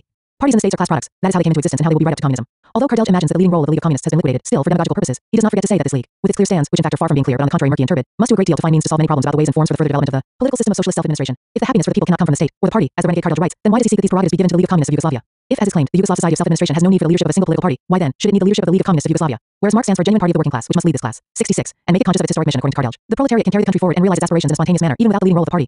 He says this in order to justify the theory of self-administration, a theory which also stands for political pluralism, that is, for the unity, in the so-called socialist league of working people of all social forces, regardless of their ideopolitical differences, and for a party which has no communist value at all, but to which he attaches the label of leader in the whole anti-Marxist system of self-administration. The revisionist Kardeljh refers to the bureaucracy of the Western parties of capital. Here too, he has discovered nothing new, because it is well known that bureaucracy is part of the nature of capitalism and characteristic of it. But he denounces bureaucracy in other parties, not in order to criticize them, but to hide the bureaucratization and then the liquidation of the Yugoslav Communist Party and the stripping of it of all prerogatives that belong to it. The Titoites call the displacement of the party to the tail end of events, phenomena, or processes of political and social life, and its transformation into a party of the bourgeoisie, debureaucratization. And, in order to cover up their betrayal, they have left it flaunting the name of the League of Communists of Yugoslavia. Whether or not a party is communist, whether or not it is a party of the working class, cannot be judged from the name it bears, but especially from whom it has as its leadership and what activity it carries out. Lenin said, 67. Whether or not a party is really a political party of the workers depends, also upon the men that lead it, and the content of its actions and its political tactics. 1. And in fact, not only has the League of Communists of Yugoslavia not been rescued from bureaucracy, but it has long since ceased to exist as the party of the Yugoslav communists. Its inflation with numerous apparatuses, a great number of bureaucratic salaried officials just like the Western revisionist parties or the social democratic parties, is one among the factors which have brought about that it is no longer the vanguard of the working class, but a party fighting the working class. Ruled by the working class and its vanguard party as the leader of the state and society does not exist in Yugoslavia. According to Kardeljh, it turns out that in Yugoslavia, the League of Communists has no rights at all to political leadership in the state system, for power there is exercised through the system of delegation, while the League of Communists, as part of the self-administrative system, is one of the most important factors of social influence in the formation of the consciousness of self-administrators and the organs of delegates. P73. I think there is no need for further explanation. What this renegade writes is enough to convince us that the dictatorship of the proletariat, as the political rule by the working class and state leadership of society by this class, does not exist. V. I. Lenin, Collected Works, Vol. 31 p. 285, Alb. Ed. 68, in Yugoslavia. And since this dictatorship does not exist there, we cannot speak of the existence of the party of the working class either, but only of the party of the bourgeoisie. Kardeljh pretends that the one-party system in a socialist country is a specific transformation of the bourgeois political system, and the role of the one party, here he implies the Bolshevik party, is the same as that of the multi-party system of bourgeois political pluralism with one minor difference, that in the one-party state its leaders only remain at the head, whereas in the multi-party state the leaders change. This double dealer puts the bourgeois parties on a par with the Bolshevik party founded by the Russian revolutionaries with Lenin at the head. To him, the leadership of the state and society by the genuine party of the communists is no different from the rule of the bourgeoisie through the multi-party system. This proves once again that the Titoites like the bourgeoisie consider political parties and the state as institutions that allegedly stand above classes. If the working class is waging a life and death struggle against the bourgeoisie, and these two classes are organized in political parties to defend their own antagonistic interests and to rule the society, this does not mean that the party of the working class, Marxist-Leninist party, is no different from the bourgeois party. On the contrary, when the Communist Party in Yugoslavia was transformed into a bourgeois party, by no means did it become a party above classes, but was transformed from the vanguard of the working class into an instrument of the bourgeoisie. It lost only its proletarian class character, 69, but not its class character in general because it became the party of the new bourgeois class. The difference between the Communist Party and a bourgeois party in state leadership is not a minor one, but a very great profound class difference principle, which cannot be reduced to the rotation of party leaders in the political power as this renegade claims. With these theories about the minor difference between the bourgeois political system and the socialist system, the bourgeois party and the Marxist-Leninist party, the Yugoslav revisionists want to say that their race towards capitalism should not be taken as something of great consequence. It is quite obvious that the Yugoslav revisionists cannot reflect in theory positions different from those they have maintained in practice, prattling about the shortcomings of the one-party system, hence trying to attack the construction of socialism in the Soviet Union of the time of Lenin and Stalin. In this way, Kardeljh writes, first of all, the tendency of personal union of the chiefs of the party with the state executive apparatus manifests itself in it, and in this manner it becomes an instrument for the operation of techno-bureaucratic tendencies in society. P64. In order to escape this techno-bureaucracy and this tendency to personal union of the chiefs of the party with the state executive apparatus and socialism, which they arbitrarily attribute to the Bolshevik messers, the Yugoslav revisionists have created their own system which is nothing but a dictatorship of the Titoite group. In the so-called assemblies of self-adminis, trade communities, and in their executive apparatuses, as the author of the book himself admits, bureaucratic centrist tendencies are now manifesting themselves in a very powerful way. P. 232. In Yugoslavia, the executive power is manipulated by Tito and the clique around him, despite all their assurances that allegedly they do not aspire to power. The president of the League of Communists of Yugoslavia is president of the Yugoslav state for life, and all the functionaries with key posts in the state, the army, the economy, the foreign policy, culture, the social organizations, etc., also hold important positions in the League of Communists of Yugoslavia. The whole thing is that, while they assail the Marxist-Leninist teachings on the leadership of the proletarian party and socialist society, in practice, the Yugoslav revisionists try to keep a tight hold on the reins of state power.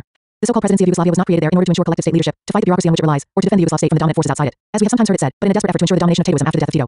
This shows that not only in its content but also in its form, the Yugoslav regime is nothing but a capitalist state which oppresses the people while trying to disguise itself behind deceptive slogans. Kardelj cannot erase that black period in Yugoslavia's history when, as a result of the betrayal by the leadership of the Communist Party of Yugoslavia and the establishment of the Titoite dictatorship, the peoples of this country suffered on their own backs the injustices, violent.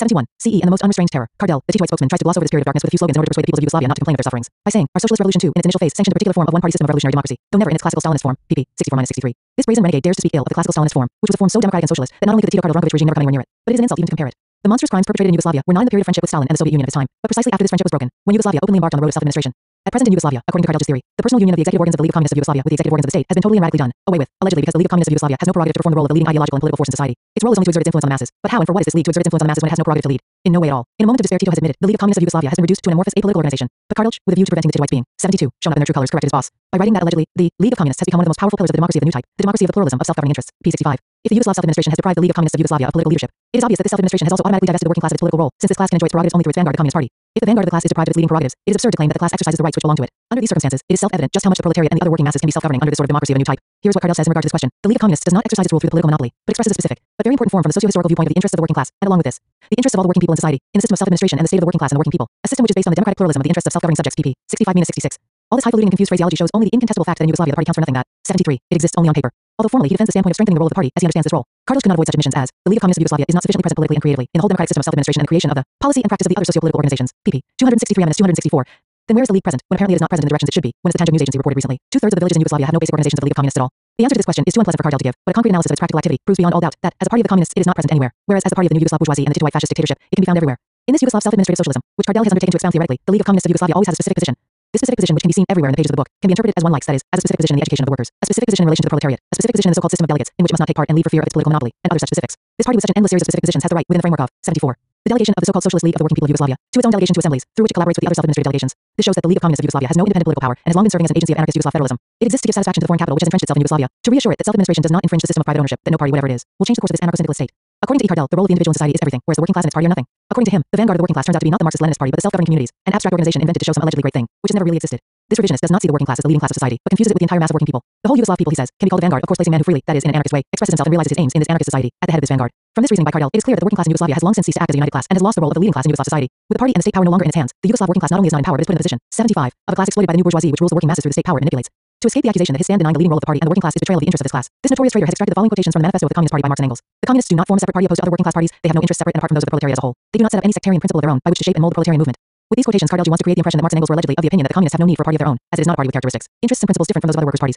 What a renegade! Entirely devoid of conscience, he sees the proletariat through the spectacles of an anti-Marxist social democrat, as an amorphous mass which is allegedly fighting for general interests, but which has no principles, no class or revolutionary orientation, no fighting program of how it is to win its rights. In the second chapter of the manifesto of the Communist Party, this work of scientific communism, Marx and Engels brilliantly defined the historic mission of the Communist Party as an inseparable part of the working class, as its vanguard detachment, etc.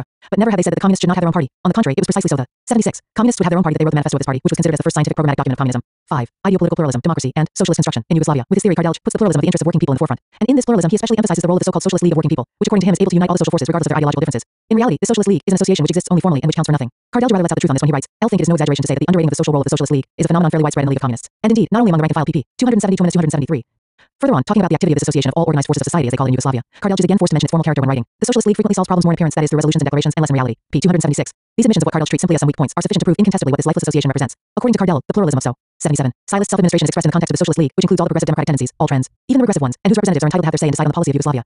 In reality, apart from the Tito clique, nobody else can take decisions on this front, which Kardelj calls pluralism of self-administrative interests. In order to show that Yugoslavia is allegedly not for the creation of many parties, but for a single party on condition that it is not the only force which leads the society, the League of Communists of Yugoslavia, says Kardelj, has a special political responsibility in society which, naturally, it shares with all other socialist social forces. p. 74. And because there is such a sharing of responsibilities, democratic pluralism is supposed to exist in Yugoslavia. According to him, democratic pluralism, that is, not multi-party pluralism, but pluralism within the framework of the Socialist League, which also preserves the one-party system, is more suitable to Yugoslavia. In other words, this idea means that the so-called League of Communists and other social political organizations, which are independent organisms, in which the so-called League of Communists takes part, and cooperates as a component part of them, operate within the framework of the Socialist League. p. 267. Without dwelling any longer on this, we can say that, whether it is called democratic pluralism, pluralism of the interests of working people, or any other name in fact, this pluralism has only formal differences from bourgeois plu. 78. Realism. If in a capitalist state there are many parties which are active and influential in parliament, expressing the interests of the main strata of the bourgeoisie or some other class in Yugoslavia likewise, the League of Communists operates along with other leagues, which are not called parties but social political organizations, which try to express the interests of the petty bourgeoisie, the worker aristocracy, etc., etc., and defend these interests in the Yugoslav capitalist state. For these reasons, the conclusion of the Yugoslav revisionists that not only is our political system not a one-party system, but it rules out such a system in the same way as it rules out the multi-party pluralism of bourgeois society is an absurdity, a thesis borrowed from the anarchists and anarcho-syndicalists against whom Marx, Engels, Lenin, and Stalin waged a stern struggle. The theory advocated by Kardelj on political pluralism, equal rights for different parties in the socialist state, of reciprocal control, etc., will also suit Huo Kuofeng and Teng Xiaoping. While boasting about the directions of the development of the political system of socialist self-administration, in order not to overdo it, Kardelj is forced to admit that there also exist exaggerations, mistakes, and shortcomings, because in many spheres the new relations are not yet in existence or functioning satisfactorily. p. 26. But even if he did not admit this, the Yugoslav reality is proving every day that the self-administration has reached an impasse. Therefore, those who are closely acquainted with Yugoslavia and its political system cannot believe his consoling statements describing self. 79. Administration as the most highly developed socialist system. The political system of self-administration is a brazen disguise to cover up the revisionist betrayal of Marxism-Leninism, scientific socialism and communism. The Yugoslav teach whites as anti-Marxists are not and never have been for the construction of socialism, but for the perpetuation of capitalism in different forms. They are trying to concoct all sorts of theories with the aim of at least delaying the process of decay of the capitalist social order, since they are powerless to halt it. For the Yugoslav revisionists, any people in any state can build socialism without basing themselves on universal laws and principles, or the Marxist-Leninist ideology. They do not accept that socialism can be only one socio-economic system and claim that various forms of socialism can exist. Deliberately misusing and distorting the correct Marxist-Leninist thesis about the creative application of the ideology of the working class in accordance with the special conditions of each country, they insist that there are no universal laws for the construction of socialism in all countries, and that every country can build a socialism different from the others according to its own way. The truth is that for the construction of socialism, it is absolutely required that the concrete conditions of each country should be taken into account. But in every country, socialism can be built only on the basis of Marxism-Leninism, on the basis of laws and principles common to all countries, laws and principles from which you cannot deviate if you do not wish to end up in capitalism, as Yugoslavia. 80. In order to substantiate the thesis that each country should build its own specific socialism, the Yugoslav revisionists say, through Cardell, that socialist self-administration cannot be imposed, for instance, on the bourgeois democracies of Europe or the American democracy, because they have not yet attained the conditions Yugoslavia has. According to them, the advance to socialism can be made either through the political pluralism of the Western parliamentary system or even without such pluralism. Hence, any country can build its specific socialism without relying on any experience, not even the theory of scientific socialism of Marx and Engels. However, since they present their self-administration as the finest system on earth, they think that regardless of the specific road that each country follows for the construction of socialism, this system can be adopted and applied on an international scale. Impelled by his subjectivism and his unrestrained antipathy to the experience of the construction of socialism in the Soviet Union in the time of Lenin and Stalin, Cardell vents his anger so furiously on this experience and so greatly loses his balance of judgment that he calls it a reactionary process equal to the European type political pluralism. Here's what he says. Therefore, the attempts to impose the specific political pluralism of the European type, for example, where neither the conditions nor any need for such a system exist, truly play the same reactionary role in the contemporary social process as the attempts to have this or that model of socialism imposed on countries which have neither the conditions nor the need for such a model. P49. 81. This whole tirade is simply playing with words with just one aim: to reject Marxism-Leninism and the universal laws of the construction of the socialist society, to deceive the masses and perpetuate the capitalist system by painting it up in various socialist colors. This is why in his potboiler entitled Directions of the Development of the Political System of Socialist Self-Administration, he says not one word about really destroying the power of capital, according to this great Yugoslav ideologist, whereas the political pluralism of bourgeois parliamentarism is a system which transforms the individual into an abstract political citizen, makes him passive and prevents him from becoming an exponent of concretely defined human or social interests. In Yugoslavia, on the contrary, there is allegedly no danger that the citizen may be transformed into an abstract political citizen, because self-administration is supposed to teach him to defend his own concrete interests in the first place. Like Cardell's other theses, this thesis too is far from the truth. His politicized citizen in the capitalist countries is not sitting back with folded arms. True, in these countries he has been denied his rights. True, the laws of capital have barred the paths to the defense of the interests of the working man. Despite this, the workers there still strive and struggle to break the chains of capitalist slavery. Denial of the struggle that the working class is waging under capitalism is contrary to the facts. In the capitalist social order, not all people obey the policy and norms of bourgeois morality. On the contrary, the overwhelming majority of the members of capitalist society, the proletariat and the other oppressed and exploited masses, not only do not obey the policy and morality of the bourgeoisie, but they oppose and resist them in many forms and by many means. Cardell could not fail to hear this, but he distorts the facts in order to assert that, allegedly under his specific socialism, the individual, the man, the citizen, occupies the main place and is not politicized by the party, that under the political system of self-administration, and only under this system, this concrete individual can easily defend his concrete interests. If we are consistent and reason through to the end according to Cardell's logic, then we must accept the absurdity that over 1 million unemployed who are going short of food in Yugoslavia are suffering this fate not from any fault of the self-government system, but from their own negligence, because they have not bothered to defend their concrete interests. In socialist self-administrative Yugoslavia, the working people have been disarmed politically to such a degree that they are unable to defend even their most basic rights. In fact, the vast majority of them have been turned into people whose only concern is how to hang on to their jobs or find work, when they have none, how to ensure the means of livelihood within the country or abroad. It is true that very few working people are interested in what the self-administration system, United Labor, democratic pluralism, etc. are. This too is one of the aims of the Titlewites who with their invention of self-administrative socialism want the workers to involve themselves as 83. Little is possible in defending their rights, to concern themselves as little as possible with politics, to pursue only their own narrow interests and neglect their common class interests. In the system of bourgeois parliamentarism, according to Cardell, the working class is inevitably politicized, because trade unionism and the trade union struggle on their own do not lead to political power. Further on, he writes that such a politicization divides the working class into parties, and thus he claims, gives rise to the new danger that the bureaucracy of the party may begin to operate in the name of the class. It is true that the struggle in the context of trade unionism in the capitalist countries does not secure political power for the working class. That is why the workers organize themselves in political parties to defend their class interests. But Cardell does not have to expose trade unionism, nor the various workers' parties that are set up in the West, with which the Yugoslav revisionists are allied. He wants to show that these factors from bourgeois parliamentarism and the bourgeois parties to the other parties, communist or revisionist, and the trade unions, are all equally destructive to the workers' movement, and this is why, according to him, these parties should be done away with. The bourgeoisie and the revisionists are not upset by the stand of their friend, because they understand very well that Cardell is talking about the liquidation of the genuine Marxist-Leninist parties only, while the other parties of the bourgeoisie may exist, because these parties, whether they are one, two, or more, do not present any obstacle to the 84. Transformation of the capitalist order into a socialist order. It is not surprising that Cardell writes in theory quite differently from the way matters stand in practice. With the theoretical fairy tales he spins, this charlatan is hiding the many manipulations which have gone on in Yugoslavia in order to transform that society which initially, just for the sake of appearances, had allegedly taken a certain socialist orientation into a capitalist society. Although because of the position he defends, Cardell is not and cannot be consistent. In fact, he stands for the bourgeois parliamentary system which he toils to present on paper is different from the specific Yugoslav system. His inconsistency is apparent when he does not completely reject that system, but describes it as a democratic system in which the working class and all the other democratic forces perform an important progressive historic role when they fight for the strengthening of the social position of the parliament and the extension of its authority as against the extra-parliamentary forces of power. P55. This theorizing of Cardell is not in any way intended to expose the tendencies which can be seen today in the development of the capitalist state, where the executive power, the government, is continually extending its authority at the expense of the legislative power, parliament, thus preparing the conditions for the transition to the establishment of fascism. When the monopoly bourgeoisie considers this necessary, he is not worried in the least about the increasing trend of fascism which is threatening many capitalist countries today, because his 85 state also is on the same course. Therefore, he wants to prevent the working class from carrying out its historic mission by overturning the state power of the bourgeoisie through revolution, as Marx and Lenin teach. While writing in favor of bourgeois parliamentarism, he unintentionally reveals that strong pressures are being brought to bear on the Titlewites in this direction, especially by big US and West European capital which have investments in Yugoslavia. These pressures are exerted to ensure that the bourgeois democracy in Yugoslavia develops on a more extensive scale, that many parties, social democratic, revisionist, communist, etc., are created there. However, although the Yugoslav revisionists are not against the multi-party parliamentary system, still, they do not want to destroy their one-party system which they have publicized as self-governing, not only because this would unmask them, but even more, for fear of the danger that might be created for the Titlewites' monopoly in all state affairs, in the army, the UDB, and in the other organs of repression, as well as in the organs of deception for brainwashing the people with bourgeois ideas. In reality, Cardell does not reject what he calls political monopoly in the running of society, and which he declares to be reserved as a privilege of the chiefs of the political parties and the executive organs of the bourgeois democracy. That is, he does not reject the parliamentary and the extra-parliamentary system, but he expresses opposition to the remnants of the system which he alleges socialism inherited in its original phases and forms. It is obvious that, without attacking the form, 86, of bourgeois parliamentarism, Cardell seeks to oppose it to the state organs of genuine socialist society. These ideas are even more apparent when he says that, in the conditions when the means of production are nationalized, parliament without workers' self-government would be identical with the one-party political system of socialism based on the atist form of social property. With the political system in the atist form of social property, Cardell means are state power of people's councils, as well as the Soviet state power which Lenin established in the Soviet Union in order to build a new socialist society under the leadership of the Bolshevik Party. In negating the aims of the October Revolution and the Great Work which was done for years on end under the leadership of Lenin and later Stalin for the construction of socialism in the Soviet Union, the revisionist Cardell is laboring to prove that allegedly Yugoslavia, which has abolished the atist social property and has transformed it into socialized property, that it has not betrayed, as it is accused of doing, but has invented a genuinely socialist state, a self-administrative socialism, and although theoretically he does not recommend it for all, his heart is set on having everybody follow in practice. According to Cardell, the one-party system in Yugoslavia no longer corresponds to their variant of specific socialism. It was imposed at first because of the development of the socialist revolution as an element of the original structure of the dictatorship of the proletariat, whereas now it is described as incompatible. 87. With the socio-economic and democratic relations of socialist self-administration and with its democratic pluralism or self-governing interests. P63. The Yugoslav revisionists pretend they do not agree with the multi-party system of rule of bourgeois society, and neither do they want to accept the leadership of the state and society by a single political party of the working class. Therefore, they claim to have discovered the golden mean, the so-called democratic pluralism. The truth is that the system of the Yugoslav self-administration contains elements of the one-party system as well as elements of the multi-party system. But this mixed-up system is nothing but a capitalist system and ugly offspring spawned by the Yugoslav bourgeoisie in order to rule the working masses and disguise itself behind a Marxist facade. In order to malign Lenin and Stalin, the Titwite author wants to pit these two great leaders of the world proletariat against each other, to prove that allegedly they did not have identical concepts about the political system of the socialist state.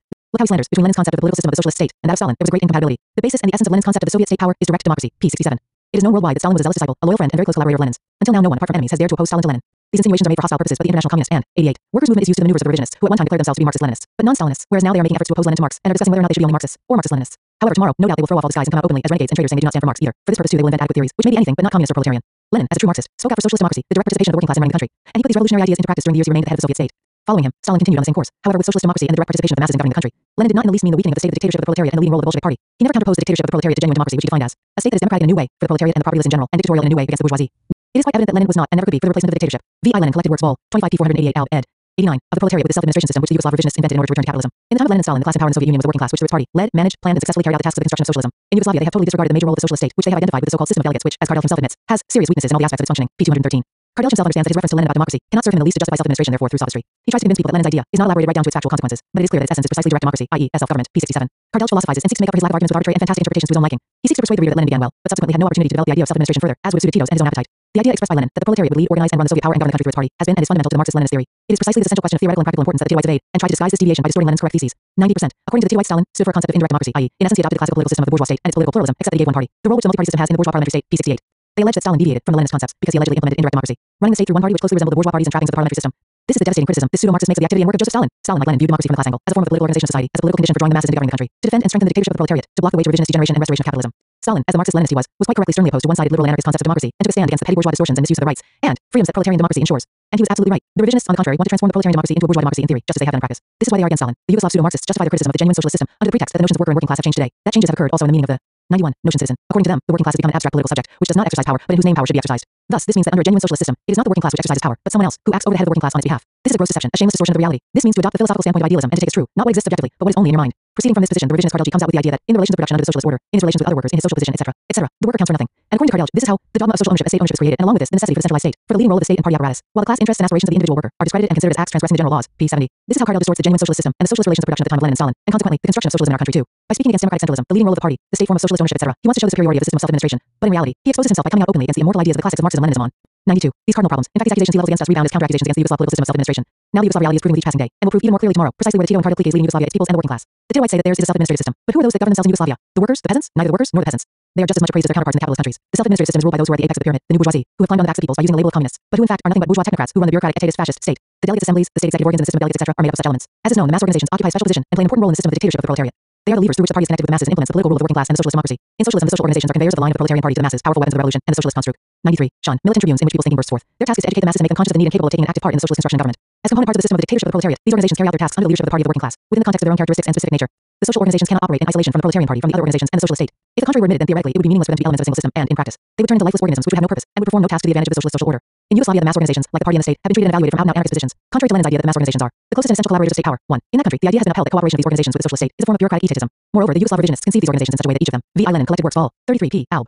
ed. 94, can operate independently even from the party. Kardelj says, we have long since abandoned the world outlook according to which these organizations are supposed to be transmission belts of the League of Communists. P. 267. This in no way implies that the single party in Yugoslavia and the Yugoslav state, which are in the hands of the bourgeoisie, have no power at all over these organizations. On the contrary, the Titoites have never announced their manipulation of the masses through the social organizations, but in saying what he does, Kardelj is driving at something else. His intention is simply to undermine the links of the Marxist-Leninist parties with the masses, whereas all revolutionary experience shows that these parties can create and maintain real links only with the masses organized in the respective organizations led by the proletarian party. It is well known that the idea of the leading role of the Marxist-Leninist party is closely linked with the idea of its revolutionary ideology. Therefore, to detach the mass organizations from this party means to detach them from the Marxist-Leninist ideology and to fill the vacuum with revisionist bourgeois ideology. This is clearly seen when Kardelj, speaking of man as member of the Socialist League, writes, it is not laid down that his ideological viewpoint should always be in conformity with the ideology of Marxism in every sphere. P. 280. This means that the Yugoslav working man can be guided by bourgeois, feudal, fascist, and other world outlooks and ideas, having the support of the regime in its ideological confusion. The fact that the mass organizations are 95 component parts of the system of the dictatorship of the proletariat does not mean that they should be turned into partners or appendages of the state apparatus under the disguise of democracy and of giving them some state competences, as has been done in the revisionist Soviet Union.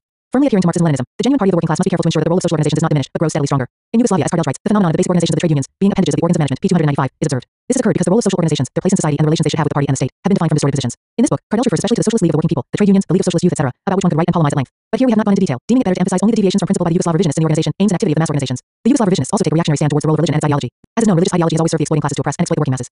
It has been a means to implant in the minds of people the feeling of helplessness in the face of sufferings, misfortunes, and misery. Religious ideology. B. 96. Muses people and paralyzes their activity to transform nature and society. That is why, as is known, Marx compared religion to opium. He wrote, religion is the sign of the oppressed creature, the heart of a heartless world. Religion is the opium of the people. 1.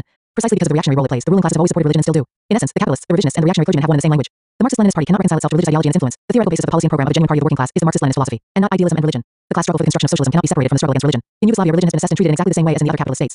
There, the poisoning of people's minds with religious ideology is considered as merely a private affair, and the party and the state are simply onlookers because, according to them, religion is no obstacle for the religious man to integrate himself, on the basis of equality, into the socialist life of society. P. 178. It is self-evident what fine socialism is when religious ideology is not at all in opposition to it, and when, as Kardelj writes, for the overwhelming majority of religious. 1. K. Marx F. Engels, on religion, P. 45 Alb. ed. 97. Working people socialism has become their most profound conviction. pp. 179-180. Now we are hearing from this great philosopher that even the clergy with profound idealist and religious convictions have allegedly fallen in love with socialism, with a social order based on Marxist philosophy, dialectical, and historical materialism. If they read these phrases by the Titoite renegade, not only will the workers, communists, and every honest man in the world be astonished, but even the clergy will laugh, since up to now, it has never crossed their minds to say that they love socialism, which they have cursed and are cursing wholeheartedly. Having reconciled themselves to religious ideology, it becomes even more clear how Marxist the Yugoslav revisionists are, how materialist their ideology is, and, consequently, to what degree the political system of self-administration which is based on this ideology is socialist. The Party of Labor of Albania has consistently implemented the Marxist-Leninist doctrine on the state of the dictatorship of the proletariat and socialist democracy. The leading and indivisible role of the party of the working class and the necessity of waging the class struggle. Our historical reality proves in the most convincing manner that, when the universal laws of Marxism-Leninism are implemented, taking account of the specific features of each country, the revolution triumphs and the process of the construction of socialist society cannot be halted.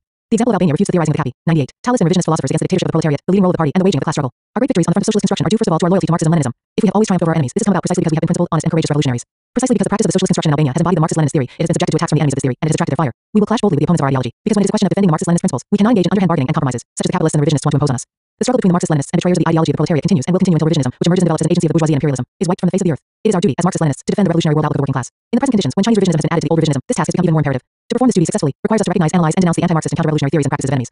99. Who, under the slogan of the creative development of Marxism and the struggle against dogmatism, attack the Marxist doctrine of the dictatorship of the proletariat and the party of new type. First of all, socialist society grows stronger and struggle against its enemies. Therefore, we communists must stand in the forefront of the struggle until victory is achieved. We are revolutionaries and defend the socialist socio-economic order, which is the new and most progressive order in the world, while the revisionists are reactionaries because they kowtow and capitulate to the old bourgeois order.